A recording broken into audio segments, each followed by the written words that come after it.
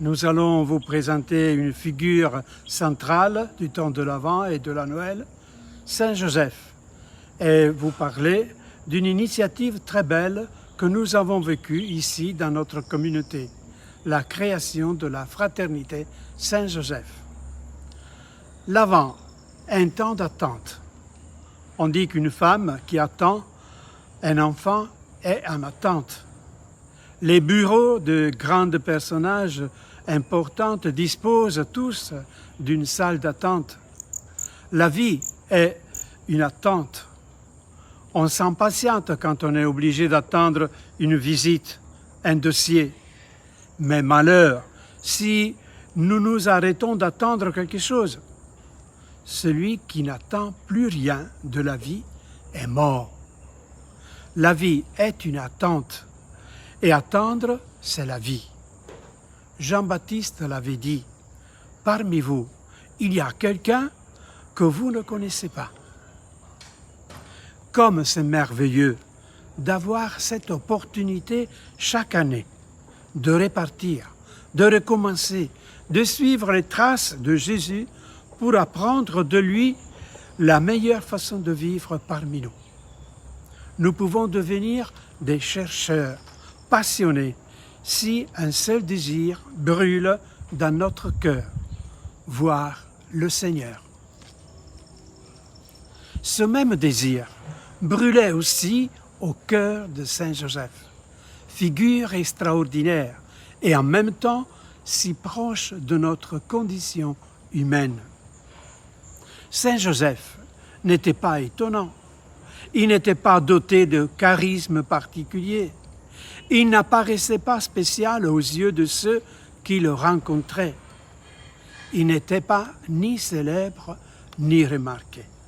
Les évangiles ne rapportent même pas un mot de lui.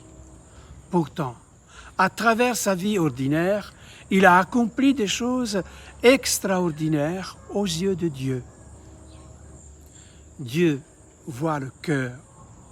Et en Saint Joseph, il a reconnu le cœur d'un père, capable de donner et de générer la vie au quotidien. C'est le but de toute vocation, générer et régénérer de vie chaque jour. Le Seigneur désire façonner des cœurs de pères, des cœurs de mères, des cœurs ouverts, capables de grands désirs, généreux dans le don de soi, compatissants dans les angoisses, inébranlables dans leur espérance. C'est ce que nous aimerions vivre ici, dans notre communauté à Ebimpe. Pour cela, il y a 2 ans, le 5 décembre 2021, nous avons lancé la Fraternité Saint-Joseph, qui a connu la participation des parents et des amis des séminaristes. Les membres de cette fraternité se veulent discrets, protecteurs et accompagnateurs des séminaristes, en particulier ceux du foyer Père Méraud, par leur présence paternelle et maternelle.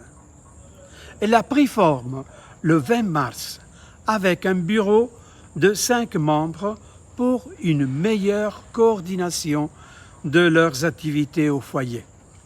La fraternité a pris le nom de Fraternité Saint-Joseph à partir d'un sketch que les séminaristes ont animé le jour de cette rencontre, où la figure de Saint Joseph avait été mise au centre.